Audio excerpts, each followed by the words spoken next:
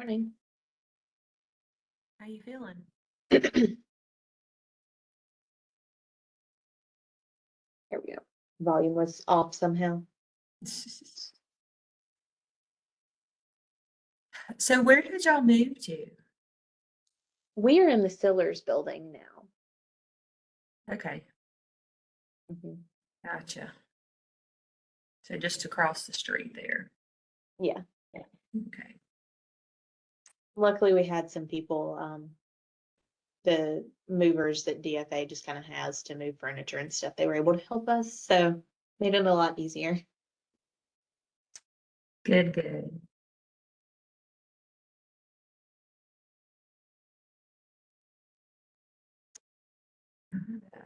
Accelerate apparently has the state WIOA plan posted and open for comment, and I just found out about it yesterday. Hmm. So I'm trying to see. Here it is. Okay, I'm not going to get into that right now. Okay. Happy Friday. Yes.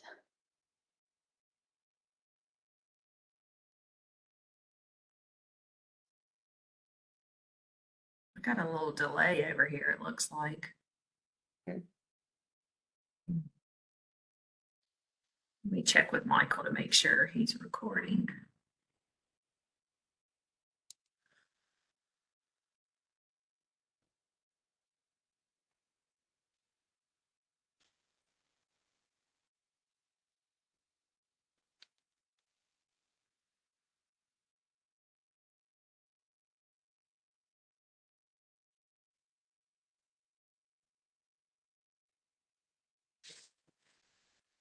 Well, good morning. As you're hopping on, we will give everybody a chance to get joined here, and we'll start a little bit after 10.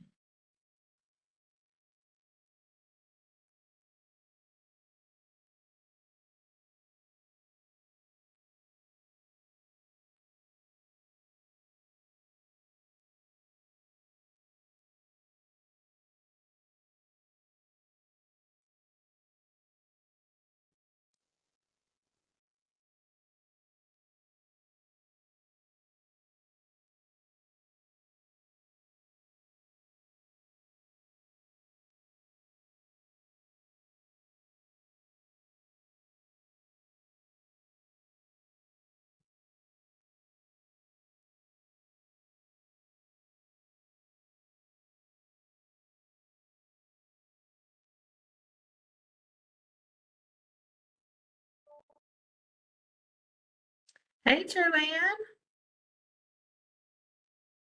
You're on mute. We can't hear you.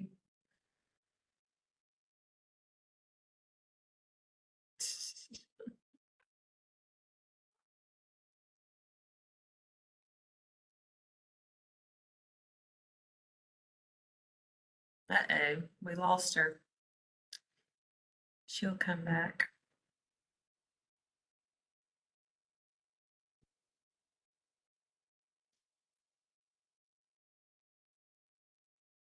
There's my friend Jillian.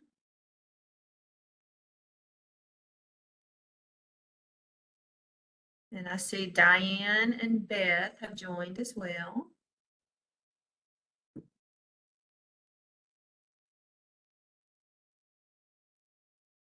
What floor are y'all on, Ashley?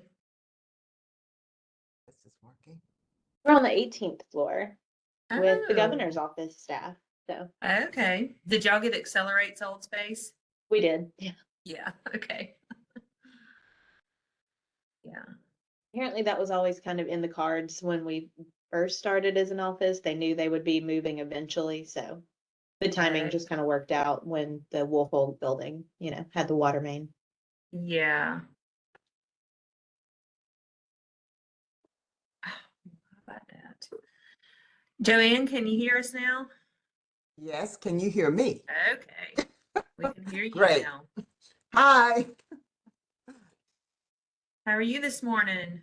I'm awake and it's good.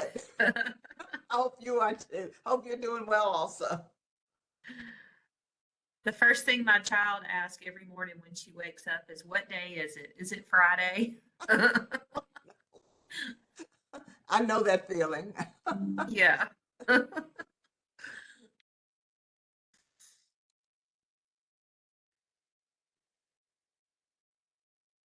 right, well, we've got people hopping on. We had about 32 people registered, so we will give it a few minutes to let everyone join in, and we will kick off once feel like majority of people are here.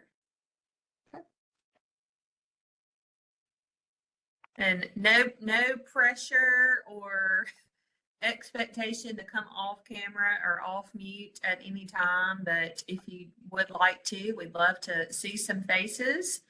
And I will be monitoring the chat when Ashley and Quinn are sharing, and I'll introduce them. So if you do have questions, you can just put those in the chat and I'll see those. And we are recording as well. I think I've included that in the message.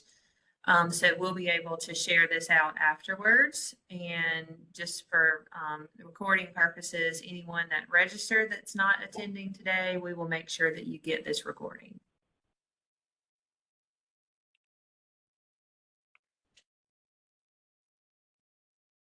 Well, it's a beautiful blue, clear sky here in Jackson, Mississippi today. I think some of you are not in Mississippi. So we've had beautiful weather this week. So I hope it stays this way and we don't have any more freezing days or snow or ice or anything.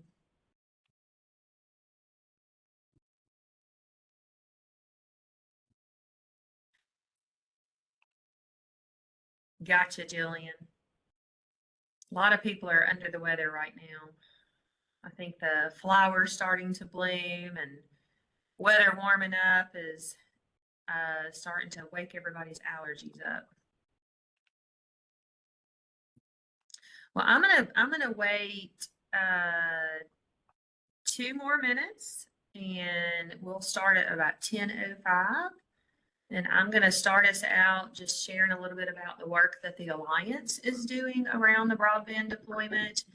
And then I'll introduce our 2 speakers that we have today to talk about some important updates, and particularly around the challenge process and the ACP program. So we will let them speak most of the time. And again, for those of you that are just hopping on, if you have any questions, you can put them in the chat and I will make sure that I see those.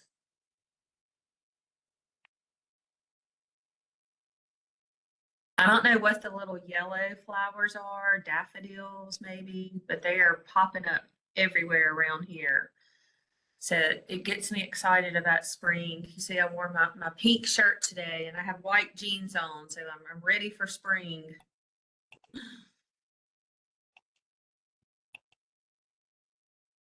Okay, well, it's 10:05, so we'll go ahead and get started. I don't want to take up your beautiful Friday unless we need the full hour, but I feel like we can move through some of this pretty quickly. But first, I'd just like to say thank you for registering. Thank you for joining this conversation that we're having today. I feel like there's so many things that are changing so rapidly around all the broadband deployment. And we've been working really closely with our state broadband office to just really make sure that information gets shared out and help partner with them on community engagement and ensuring that our nonprofits in the state are aware of all the things that are happening, the opportunities that they have to participate in different components of the deployment. And just be a resource as well, so that if you have questions, if anything around the broadband deployment impacts you and the services you provide, we want to be a resource for you to help you get connected. And again, just have a good understanding of what's happening so that you're not left out of this process. So for those of you that don't know me, I'm Jamie Raspberry. I'm here at the Mississippi Alliance of Nonprofits and Philanthropy. I'm our Director of Policy and Strategic Partnerships.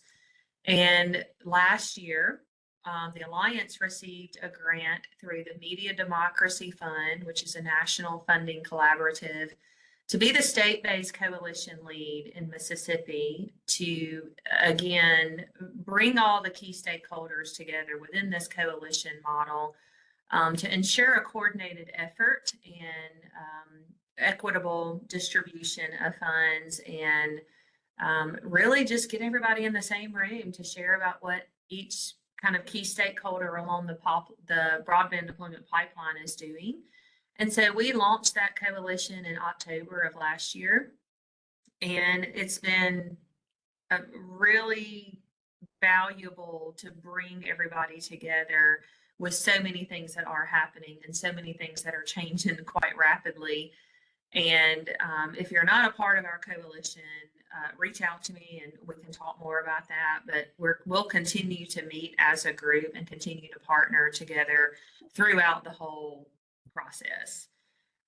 What we want to talk about today is particularly around the challenge process. And I will introduce Ashley, that represents our state broadband office, to talk about that and how you, as a nonprofit that serves a community, can participate in that process on behalf of your community that you serve. And community is not necessarily by way of services and programs that you provide, but proximity to a community that you support. So before we get into the challenge process, I did also want to introduce, and we invited Quinn Jordan with the Mississippi Broadband Association to join us. He's been a partner with us in our coalition, and we have some other pilots that we're about to be launching in Warren County. But I wanted Quinn to come on and talk specifically about some updates around the Affordable Connectivity Program. And he can share kind of high level what that program is and what's happening around that right now and how it might impact you and those that you serve in the communities that you represent. Quinn's going to stay off camera because he's been under the weather this week as well. But Quinn, if you could join in audio and tell a little bit about the Broadband Association and then talk about the ACP program. Well, good morning, and I sound a little gravelly as well. So it's been a great week. It's been a beautiful week. It's just been our bodies are just not ready for it, I don't reckon. And so, thank you, Jamie, for having Mississippi Broadband Association join you in the opportunity to helping get the word out about broadband and the importance of broadband. You know, Jamie, when we start looking at ACP, the Affordable Connectivity Program, it's a federal program administered by and kind of really came to fruition during COVID to ensure that low-income households 200% or below the poverty level are able to receive a subsidy to be able to afford broadband connectivity. You know, COVID did a lot of things, but it showed that we needed to find ways to continue to communicate even when we couldn't be in person. So it ripped the Band-Aid off. And so, you know, sometimes things happen in life that we don't quite understand, but I think what happened with COVID, and one good thing that came out of it, is that it showed our lack of ability to connect and to communicate in a situation where we couldn't be in person. And so from that bill, not only was the ACP rolled out, but also there's been there's a lot of money being pumped in to the states around the nation to ensure that we reach broadband out to rural America. So Mississippi has actually received about 1.65 billion in federal funds. That's between BIP, between capital projects funds, and then the big BEAD program that just got announced, about 1.2 billion. And so why is connectivity so important? I think we have to ask that question first before we really jump into ACP. And it's just the way that it's the future of how we will do life.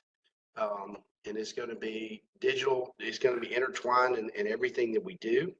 So MSBA is working with the Communities Unlimited to really come up with a one-pager that we will, Jamie, get to you and get out to the nonprofits across the state, why people need to prioritize broadband connectivity.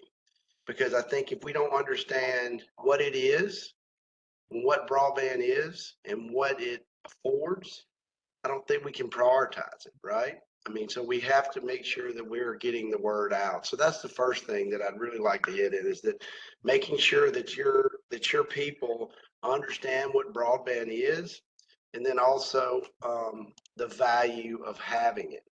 And so if you talk about ACP, once we realized that there was such a demand for connectivity, and the federal government understood that there were just a lot of people that just could not take away $30, $40, $50 out of their budget, or didn't have it.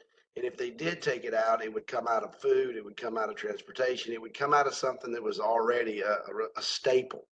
And so the government passed about a $14 billion initiative called ACP. And what it did is it provides about a $30 per month allowance that goes directly to the internet service provider, but it does follow the customer. And so let's say that you have an individual in your community that is below the 200% poverty line, there's requirements that are on the ACP website. FCC regulates this, but other things that would qualify the individual for receiving ACP is free and reduced lunches, Medicaid, pretty much any type of support, federal support qualifies you for ACP. As of right now, even if you're in a school district, or you have a school district in your area that has a blanket free and reduced lunch, that also qualifies. So with all that said, why is it so important? It connected over 20 million households to broadband services. And what it did is it afforded those individuals the opportunity to better themselves from educational standpoint, telehealth services, workforce development, and then quality of life. But unfortunately, last fall, we started realizing that, you know what, it looks like it's going to run out. Congress has not reappropriated any money to ACP yet. And when myself and other national groups really started looking at this, there's been a huge push to fund the ACP program. However, Congress has not moved the needle yet. As of February the 8th, actually, you could no longer sign up for ACP. So no new customers that needs that benefit, that learned about the benefit, that could benefit from the benefit, can actually sign up, because they have frozen all new signups. With that said, how does that impact the individual, both emotionally, physically, and then also financially? Well, if you're a struggling household or a struggling single parent home, and you got the letter from the FCC from your carrier that said, you know what, you're going to lose your ACP, it's just another worry that's hit your home. It's another thing that's been taken away from possibly your kids, or your ability to provide a better quality of life for your family. So we don't want that. I mean, again, the people that usually suffer are the ones that need it the most. And right now, I feel like that the ones that need it the most are really getting punished because of Congress not moving the needle on this. Now, I will say our state leadership is doing a great job of trying to push some reform through on ACP to make a difference and to make a change. And so hopefully that's going to come to fruition, and we can get some reform and get some funding. The project is scheduled to lose all funding at the end of April of this year. So we're not very far off. We're about a month and a half off from losing, from the program being projected to run out of funds. So what's next is the question. And so Mississippi does have a plan, and that's what's great about our state. We're resilient people. Well, the first thing is that, you know what, the state broadband office is doing a great job of ensuring that they're taking this federal money and getting broadband out to every corner of the state of Mississippi. They're looking at this $1.365 billion as an investment, not as an expenditure, to make sure that your neighbors, your home is connected, or has the opportunity to be connected. Second part is, what do we do as a state to make sure that it's affordable and that people what is the state and when I say what is the state doing, that's what the state broadband office is doing. I want to be very clear that Mississippi Broadband Association is a standalone 501c6 association, a lot like some of you guys that are my peers in the nonprofit world. And so what are we doing? We're working on affordability. So ACP is one of the things. We hope it does get funding. We're working to make sure it gets funding. But if it doesn't, we're encouraging our providers to offer quality, low-cost options, and then digital literacy and device distribution. So Mississippi has a plan, and Jamie, I think it's going to take all of us working together to get that plan. Yeah, and I'll just add to that for those of you that want more information about how that's going to impact communities that you represent. We do have some maps and some numbers specific to the congressional districts in Mississippi and by county. So just let me know and I can share that information with you if you want to dig down or drill down a little bit deeper into the impacts, in your areas. Jamie, at a real high level, we have about 233,000 households in Mississippi that is connected with the program. It's about 20% of all households. So there's a 1 in 5 chance that someone in your area either has it and is going to be affected. So one of your friends is going to be affected by this loss. Mm-hmm. Well, thank you, Quinn, for sharing that. I'd like to just open up for any questions that anyone has, and you can come off mute and ask or put it in the chat. But if anybody wants to add any comments or ask questions around that, feel free to. Jamie, I'd ask a question for the group, and maybe we can talk about this.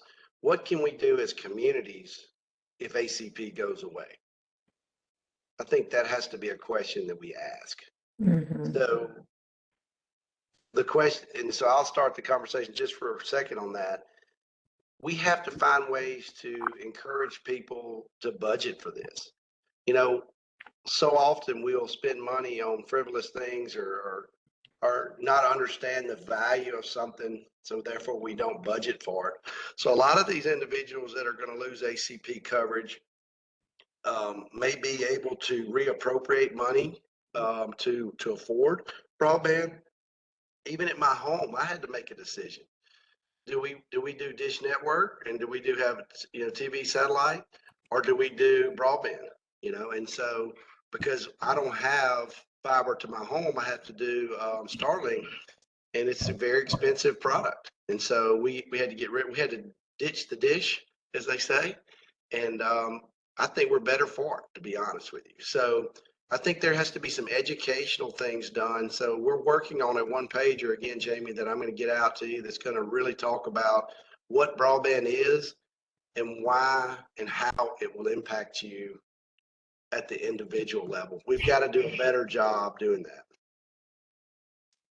Yeah, and I've been talking with multiple people recently about affordability for everyone. I think it's definitely vital that we provide resources for those that are most in need and don't have the ability to pay.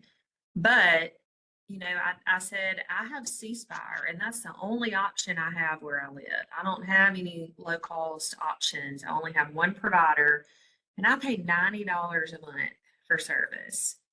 And I pay it because that's the only option that I have, and I need to have access at my home. But I feel like there should be some other options with the provider that I have that are not so high cost too. So affordability is not just for, around the ACP program. Yes, like we need to keep that program funded, and we need to help those that are most vulnerable.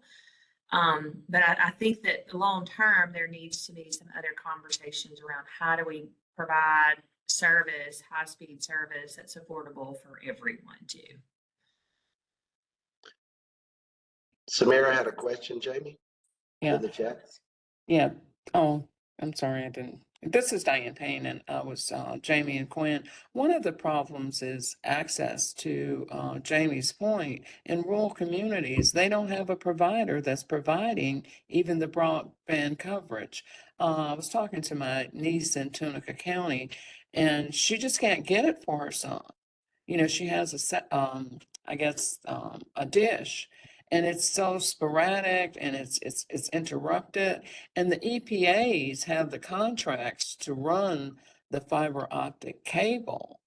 That's another issue probably. And Coahoma, that EPA decided not to do it because of the 20% match requirement. Those are real issues. And it's because, you know, the board of that EPA decided, well, we don't want to put up to 20% to provide the cable. And they're so limited in their vision that long term, they're going to reap the benefits because they're going to have more customers, because they will have the ability also to provide broadband coverage. Well, Jamie, if I could, Jamie, I'll speak to that a little bit, Yeah. and then I think Ashley can have some input on that as well. But Mississippi has the most historic capital to invest in infrastructure in our history from a communication standpoint of that 1.365 that I referenced. I'll give Sally credit. She is 100% focused on ensuring that every part of the state is covered with broadband. So even if you have a EPA that has an area, unless they're signed up with RDOF, do you know if that's an RDOF area, or is that just someone that says, hey, I would do it, but I can't do the 20% match for BEAD? I'm not familiar with the terminology. I'm familiar with the high level. I know. Okay. They hadn't already bid for an area. They're just saying they can't bid because of the 20%. Is that what you're saying? That's right. Okay. That's Yeah. right. All right. And the So, board makes that decision. right. Well, one thing, unfortunately and fortunately, is this is an unregulated market. And so it's not like that the government or says, they're going to come in and you've got to provide this and do it for this service for this amount. So being an unregulated utility like it is, it does make it hard. So I'm going to maybe jump over to Samara and back to you.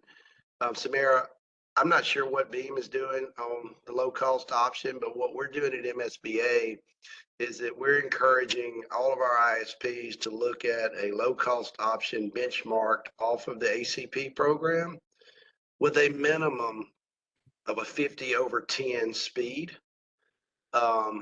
What that does is it would allow for telehealth services, because we realize that, offering a $30 product that's a 20/3 or over a 10/1, that's not broadband. And just like Jamie, I don't know what speed you're getting at home, but I don't know that you're getting broadband coverage through C Spire. I mean, because it is a wireless. Do you have a like a hotspot, or do you just use off your phone? No, I have the thing that plugs into the wall. Do you know what speeds you get? I'm going to check while you're talking, because I told you I was going to look at my bill and see what it was. Yeah, that's right. All right, so I think that's the first thing is we got to understand that there's two parts to affordability. There's the front side and the back side. The front side is, what are we doing as a community, as a city, as a state, as a nation to ensure those that can't afford broadband connectivity a way to get it? And then what are the ISPs doing? So what we're doing on from MSBA standpoint is what we're doing for the ISPs. And I'm gonna pull up my slides so I can talk about it. And we're gonna talk about this at our Warren County pilot next week. So we have a Warren County pilot where we're rolling out our Connect and Literacy Fund. But we're advocating to our providers, all of our ISPs that are members of MSBA, to do a debt forgiveness program, minimal upfront equipment cost, prepaid options. So those individuals, let's just say that they have some bad debt out there and they don't want them to, I'm not sure if I should, allow them to be a customer again, offer some prepaid options. And then again, on their low cost service option, encouraging our ISPs to offer a 50/10 benchmarked off of ACP. Now, back to your other question about what are we going to do in rural America? Sally, again, I don't presume to ever speak for her, so I'm going to kick this over to Ashley. But Ashley, maybe talk about what Sally's goals are for the money and what she's 100% focused on. Yeah, so Quinn, I do want to clarify a point that I see in the chat is when you say 50/10, you're talking in the meantime until broadband is fully deployed. Am I correct on saying that? On the That low is not, cost, on yeah. a low cost option. Yes, but that's just for now, correct? Well, yeah, I'm talking about for a minimum for now. Yeah, that's Okay. absolutely. I just yeah. wanted to clarify because as we know going forward, you know, it has to be 100/20 to be served. Yeah, well, the network And- has to be Yes. 100/20. I know, I was just clarifying that you're encouraging that for now until the network can support those higher speeds, correct? Yeah, that's right. Okay. I just wanted to make sure, because I did see that in the chat and I wanted to make sure we clarified that that's just in the short term. So, and I'll kind of, Jamie, if it's all right with you, I'll just kind of transition into my talk after I discuss this that we're already on. Yeah. That's okay. Yeah. So affordability, I do see Samira's comment about the DSA plan not encouraging low cost options because we were focused on the ACP. And this is a conversation that we continue to have with our federal program officer, with different groups in the community, because we know that through the BEAD program, so BEAD is where Quinn mentioned we have $1.2 billion. I'm just going to kind of go through a little bit of everything so I can kind of give you guys the background if you're unfamiliar. So BEAD, every state in the nation shared about $43 billion nationwide, and Mississippi's share of that was $1.2 billion. And that money is to be used to connect every unserved and underserved household in the state of Mississippi. And those definitions of unserved are having no access to internet or having access to only speeds of less than 25 megabytes per second download or 3 megabytes per second upload. Underserved is anything above that, but less than 100 megabytes per second download and 20 megabytes per second upload. So any of those locations that don't have a speed of at least 100 megabytes over 20 megabytes are eligible for BEAD funding. So that's what that $1.2 billion will be used for. In that program, we have certain things that we take into account whenever we will distribute these funds to providers. One of them being the provider has to tell us the project cost, how much it will cost to build, but we also have to know that they will offer at least a minimum plan that offers 100 megabytes per second download, 20 upload, and be as low cost as possible. And that it all depends. If their network costs a crazy amount of money, their plan may be a little higher. But we do take into account the lower their monthly payments are, they'll get more points on their application score. So that is something we continue to talk about now that ACP is in this kind of uncertain territory. Because we know as a broadband office that if we build this, and our office is not building this, the providers are building this, we're handling the grant funding for them. But we are fully aware that if we give providers the money to build this, but their customers and the people at home can't afford to take service, then it doesn't do us any good to build out, right?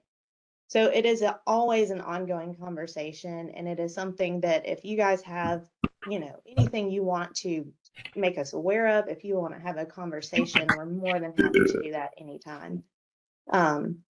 And especially, I think, Jamie, that's kind of part of the focus of your coalition, correct? Like we're on that coalition and we enjoy those meetings. So, you know, there is no clear-cut answer at this time. It's an ongoing issue and we're aware of it and we're continuing to push that forward.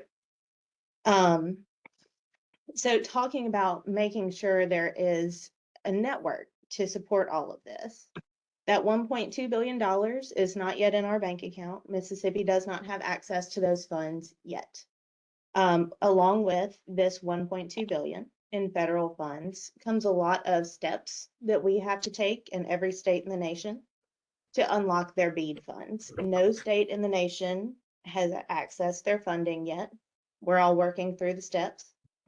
And part of that, we have to have a map that discusses or that shows where every served area, every unserved area, every underserved area, where all of those are. And this information goes down to each address level. So we have a map I'm going to show you in just a second.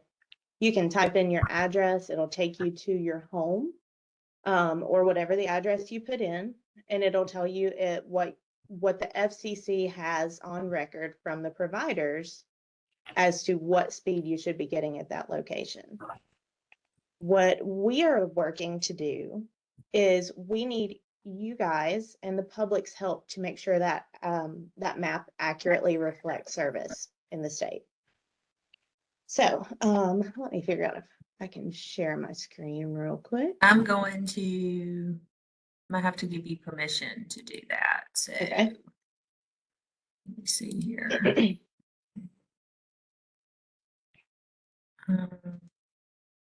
Hold on, I'll be right back. I gotta get my tech support. Okay. Hey, Ashley, you don't have a share button at the bottom? I do. Checking to see. She said I don't have permission to share yet, though. Let me see if it'll let me. I would just try because it let me. Y'all see my screen? Yeah. Oh, great. When she gets back, tell her you were her tech support. Yeah. You got it? Somehow it let me do it anyway. So. Okay. Okay. So this is our map. You can find this by going to broadbandms.com/BEAD map. I know it has this other extra stuff up here, but if you just type in BEAD map, just like that, it'll take you to here. So I know Tunica County was mentioned in a question, so we'll just kind of look at that. So I'm just going to zoom in on Tunica. So let's talk about what these colored dots mean on the map. Each one represents an address, okay? If it is a white or gray dot, as you see here, some people think they're white, but I really think they're gray. Either way, that means that that location is reported to have access to high-speed internet that is at least 100 megabytes per second download, 20 megabytes per second upload. Okay. The green dots mean that a federal funding source for broadband deployment has already been allocated for that address. So if the location does not yet have access to high-speed internet, there is a provider who has already committed to building that location. So if we click on this one, Uplink Internet has been awarded through a program our office is overseeing called BIP. You can see that down here in this left corner. So they have already committed. They will be building service. So what our Ashley, goal- can I ask a quick question about that? Sure. So when you say they've committed and they Mhm. will be, what's the time frame on that? So it all depends on which program. For BIP, which is what this one is in particular, I believe. Okay, BIP, I think, is September of 2024, if I remember correctly. So So that means they'll start building out in September?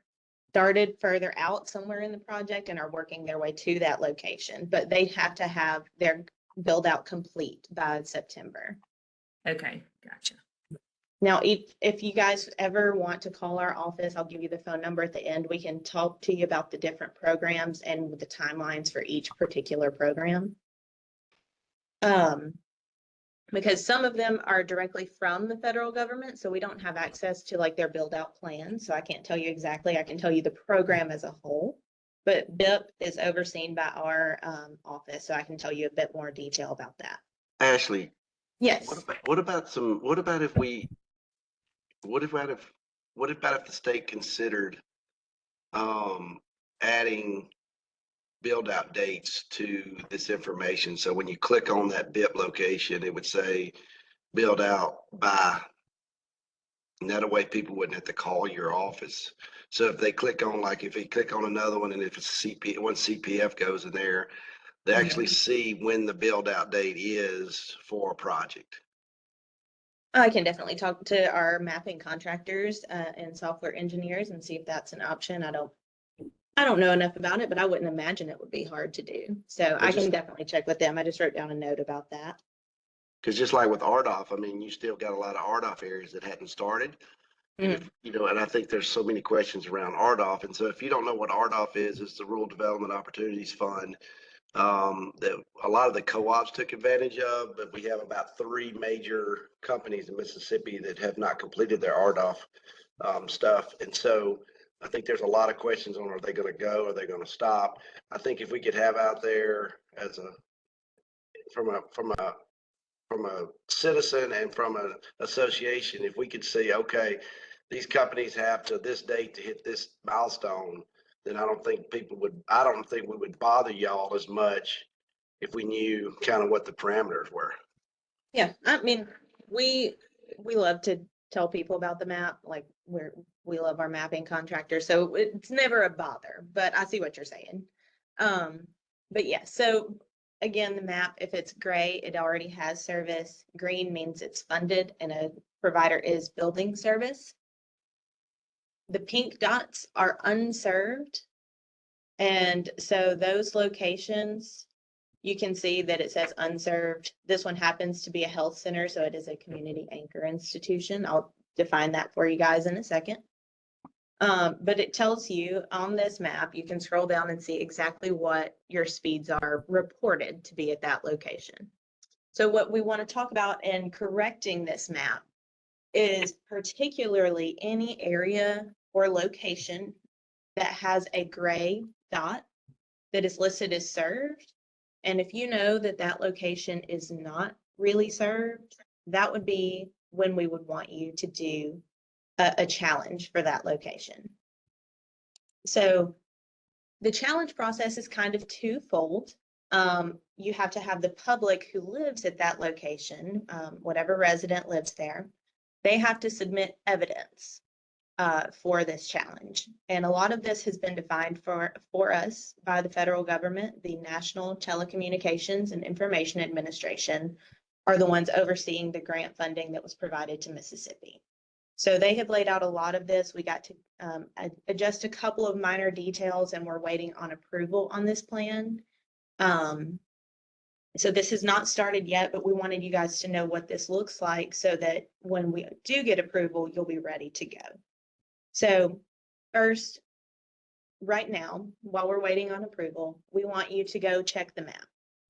If there is an area that is served and you know it does not have good service and it is not really served, we want you to go ahead and start making a list. Maybe you know a neighborhood that you've been working in, they don't have access to service. So you want to make sure that it's accurately reported on our map. If it is, and it says they're unserved and you know they're unserved, great. We know that they're eligible for funding so that we can get a provider to build service out with this $1.2 billion once we get access to that. So that's kind of the first thing. If it's right on the map, you're done. Go on to another neighborhood, check them out, see if they're reported accurately.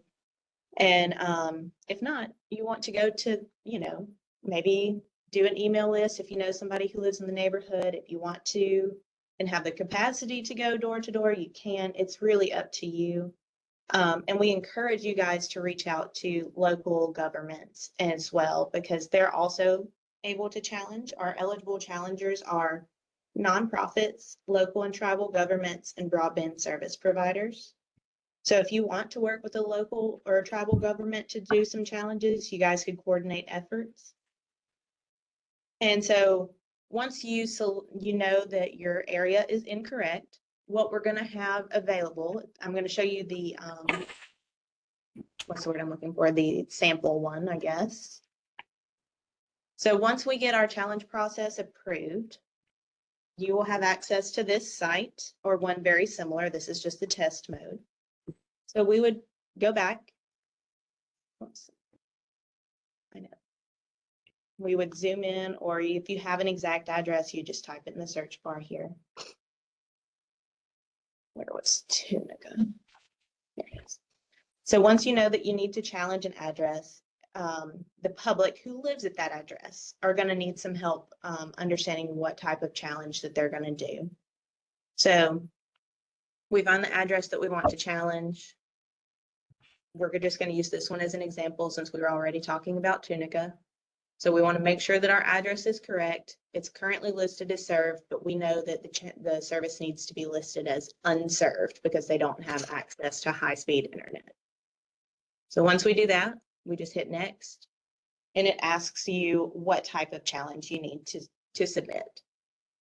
So this is what's going to be the hardest are speed and latency, because those have the highest level of proof needed. But, you know, speed is what a lot of people are going to challenge. So speed test challenges need 3 tests over 3 separate days at different times. So we would select that. And this is all done by the person at home. We're encouraging and working on training materials for nonprofits and local governments to help the public do this, but we can't release those to you guys until we get final approvals on our challenge process so that we can make sure all the information is correct.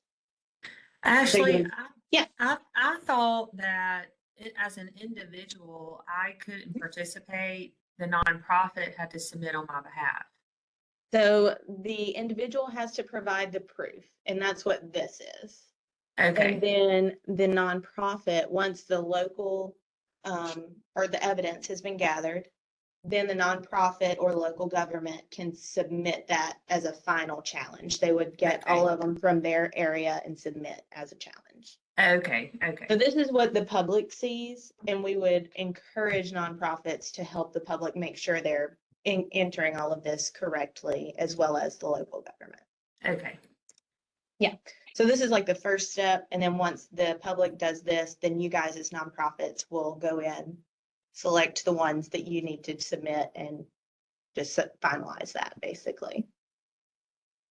But so speed tests and latency are the ones that are going to have the most burden of proof on the public, because they have to have a screenshot of their results, which is why, you know, I have always wondered why the federal government asked us to have screenshots when you have people who may not have the digital skills to submit that, but this was something that they mandated, I believe. So.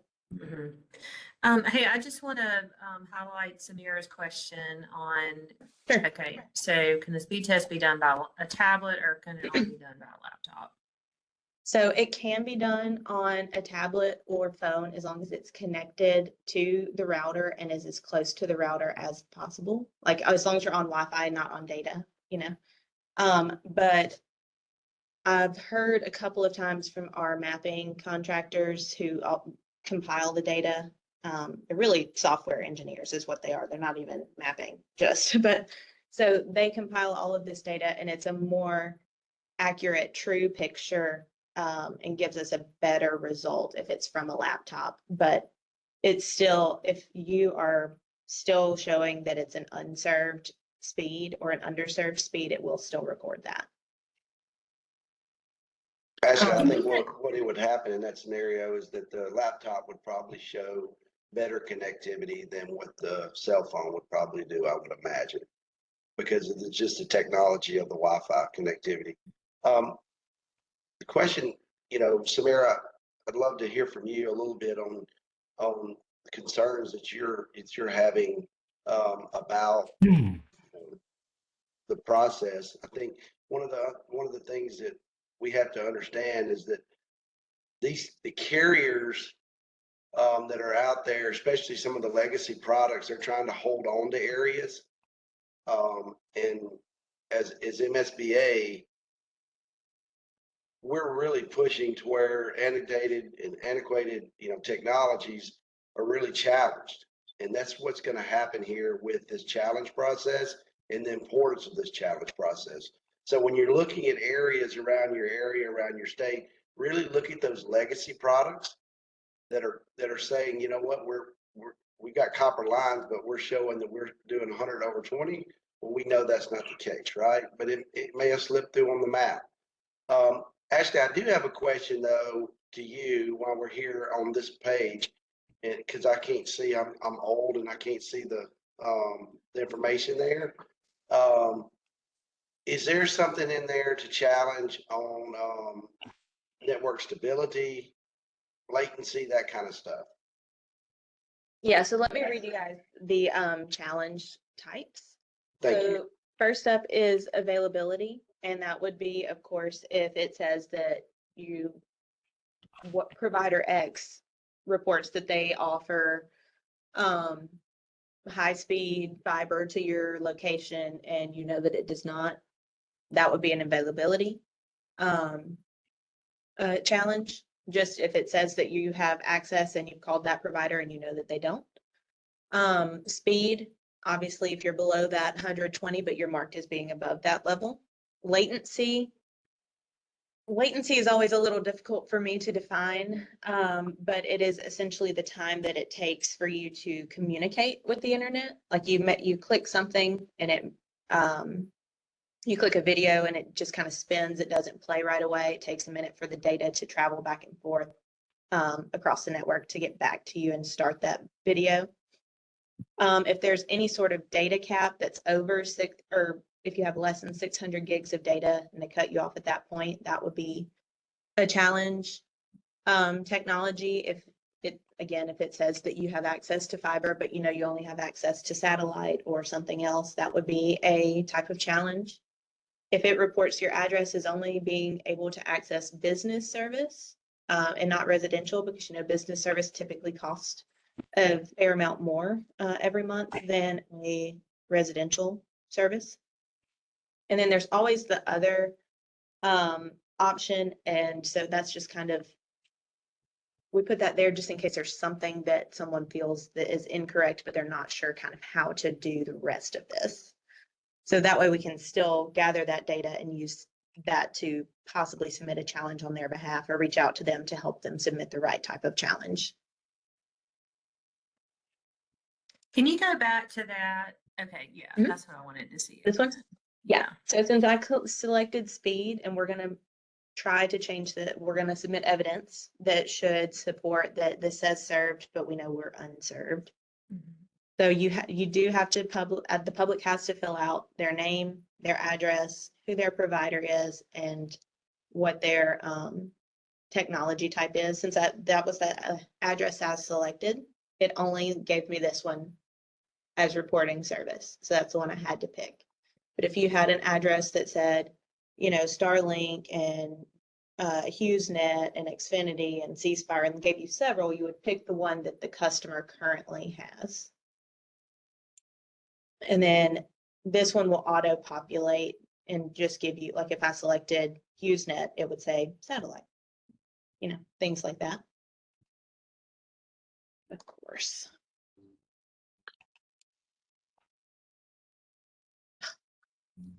Sorry, guys.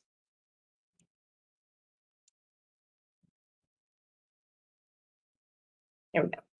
And so this is where it gives you the option to take a speed test.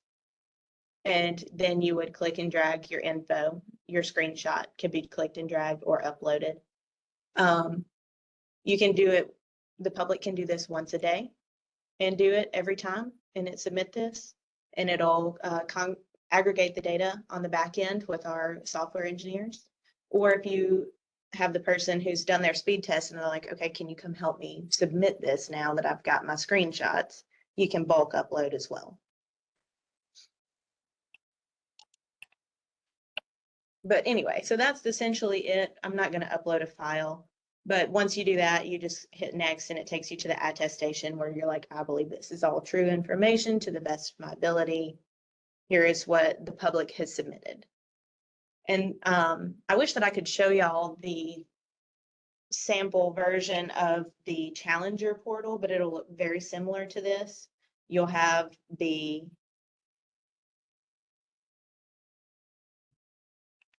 you'll have the map that will have only the challenges submitted in it.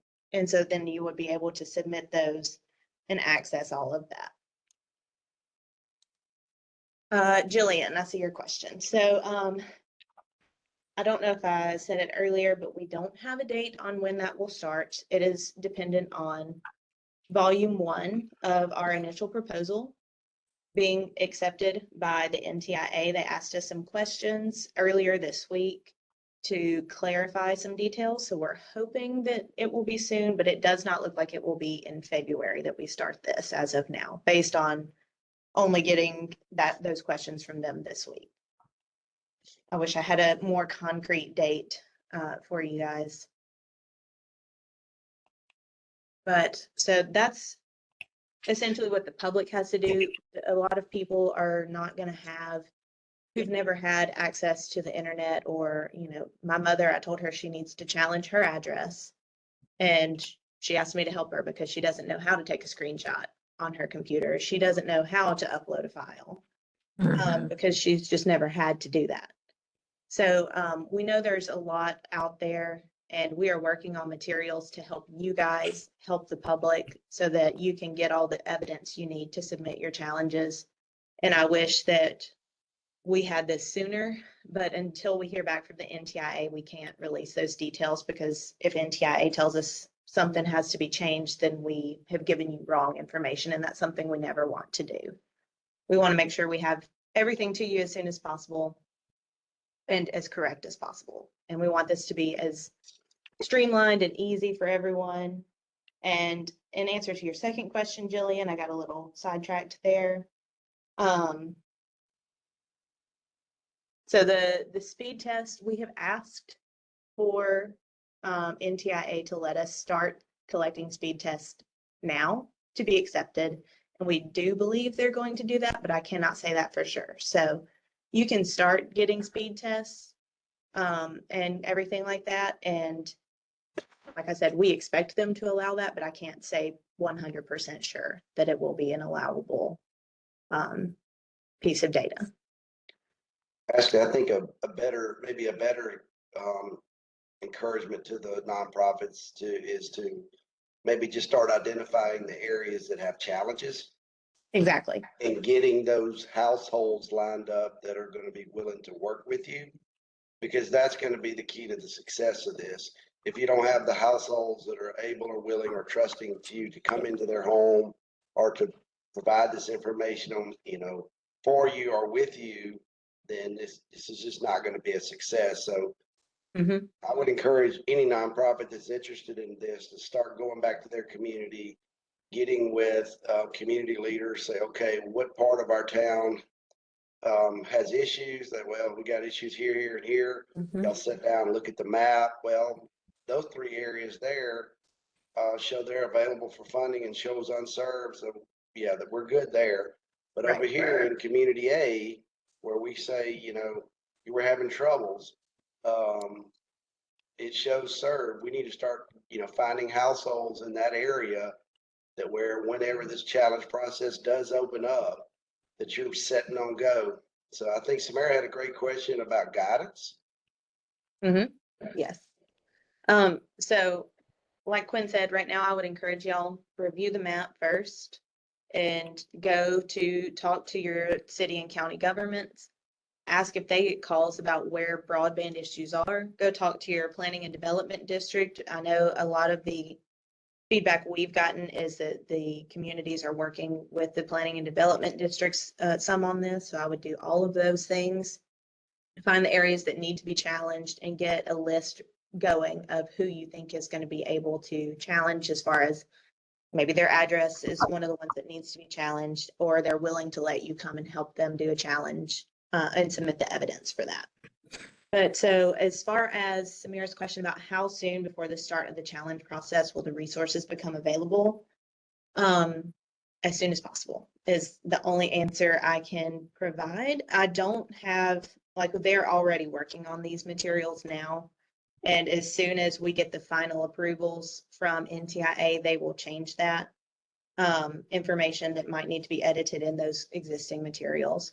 But we want to make sure that we provide everyone with an opportunity to have another meeting like this, that we can walk through all of those materials with you. And we'll probably do that as we're looking at doing that with several other groups as well, so that we can all kind of work together to get all of this out to you guys. But we don't want to kind of say, okay, here's a challenge, go for it. We want to take the opportunity to sit down and make sure everyone understands what all of this is. And I know And I'll that- just, I'm sorry, Okay, go Ashley, ahead. I'll just add to that, that we'll coordinate that for our nonprofit sector. Similar to this, once that information's available, we will set up a session to go through them. I'm not as familiar with the challenge, like the document that lays out our challenge process. I am more of the communications person, but Samira, I will find an answer and let you know kind of what our time frame is hoping to be.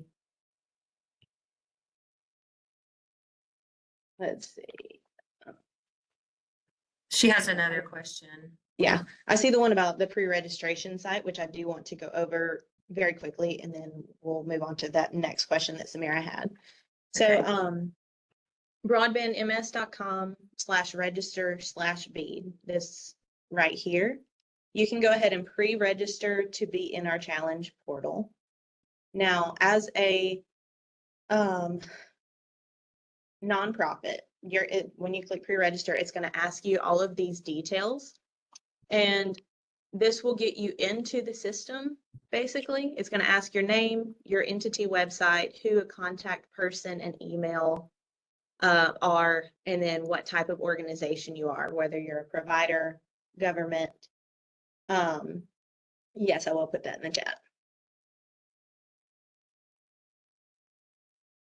And so once you select all of that, that'll get you into the system. But to finally complete your registration before you can submit a challenge, we also have to have, as a nonprofit, we have to have your EIN number and your Secretary of State registration.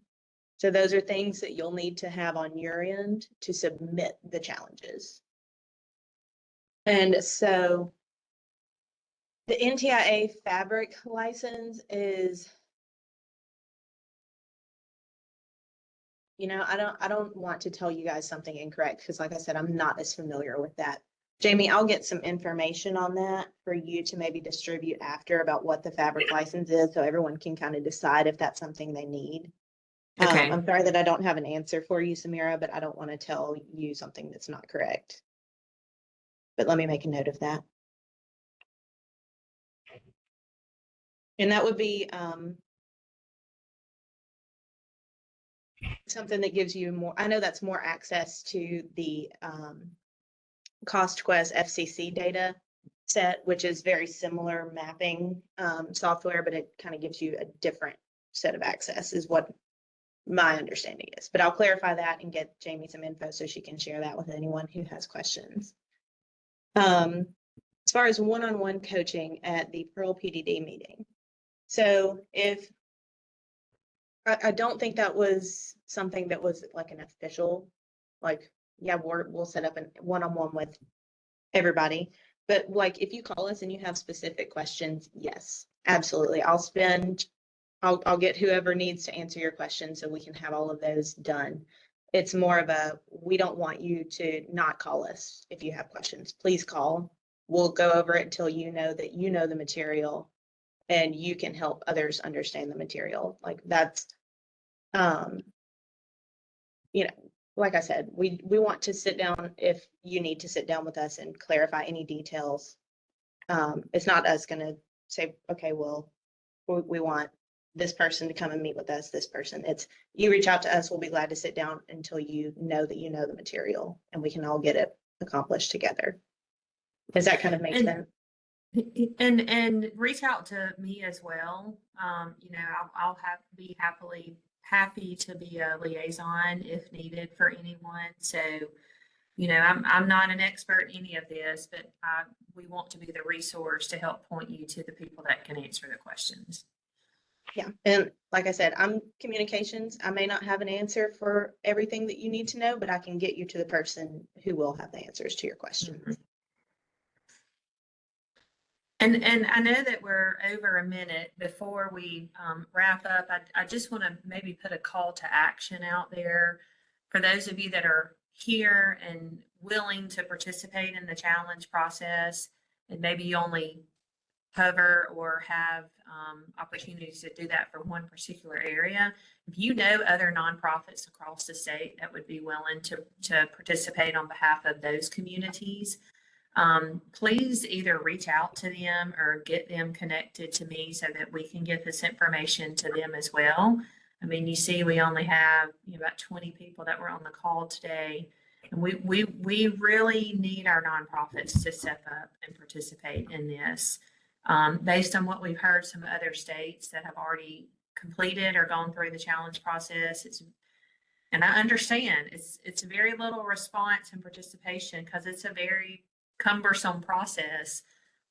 But this is an opportunity for our sector to represent the voices of communities and people that they serve across the state. So we really are hoping that we can get key anchor institutions and our leading community-based organizations to step up and help us with this process. Yeah, Jillian, I see your question there about other states.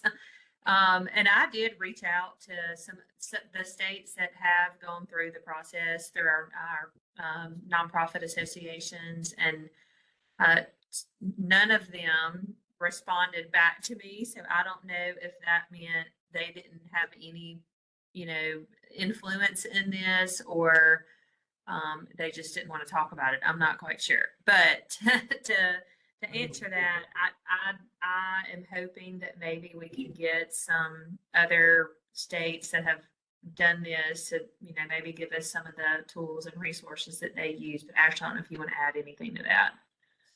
I'll just say that the two states, it's been a while since I've several weeks since I've gotten an update, but the two states that I know did their challenge processes had such little turnout, and we think that we really need to work on. That's why we want this to be as inclusive of an opportunity for everyone to learn how to challenge and what needs to be challenged, because we don't want to have something that's incorrect on our map that keeps a location in a neighborhood from receiving funds to get broadband built out to them, because we don't want anyone to be left out at the end of this process. I don't want to get to the end of the $1.2 billion and realize we've missed anyone, Mm-hmm. I don't want to answer to DC and be like, well, why did you not connect everyone? I don't want that on me. I want everyone to have access to the internet and be able to work remotely, telehealth,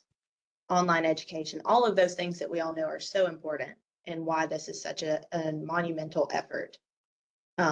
So I saw someone ask what the two states were. The ones that I'm aware of were, I think, Louisiana and it's either Virginia or West Virginia. I can't remember which one. I think it was West Virginia. And okay. I'm glad your memory is a little better than mine. Well, I could be wrong, but But just to add one last thing, if I could. We just got back last week from a broadband leaders conference. Several of our staff went, and it's a great opportunity to learn from each other. But one thing I learned was how difficult mapping is for a lot of states, because they can't even tell you which providers are in which areas in some states. And they're trying to run the same challenge process that we are without that information. So I think that I know our challenge process is difficult. I'm not saying that it's not, but I think that puts us in a slightly better position, and we have more data to work with that will hopefully get us some clearer answers through this challenge process. well, thank you, Ashley, and thank you, Quinn, both for joining and giving these updates and sharing this information. One last question I have for you, Ashley, is do you know when the DSA plan, the final plan, will be shared? So yesterday, and that's on my list to do today, is to send out an email. we posted the version that was submitted to NTIA on our website. But NTIA has not given us any feedback on that yet. So we have the version that was submitted, but it is not the final version because we're going to go through the curing process. That's right. Okay. All right, great. Well, again, thank you all for joining today. We are over our time, so I just want to be respectful of that. And we will share out the recording. Ashley, if you wouldn't mind popping your email address or the contact email address and the phone number to your office, if anyone wants to take note of that. So if you have questions that you didn't get to ask today, or if you think of anything, feel free to reach out to me, and I can get that to the BEAD office or Quinn if it's something related to what he shared, or if you want to reach out to them directly. And Quinn's putting a link in the chat regarding a meeting that we're going to be hosting next week in Vicksburg around the pilot project that I mentioned. So if you want to grab that link and look at that information, you can do that, or reach out to me and I can share more details on that as well. So I'm sorry, I was just going to say, please call us if I know this is so much information. So if any of this didn't make sense, please call us. I'll be glad to go over it in more detail, answer any questions anyone has. Okay. Well, thank y'all both again. Thank you everybody for hanging in there with us today. Have a great weekend, and we will get the recording sent out to you soon.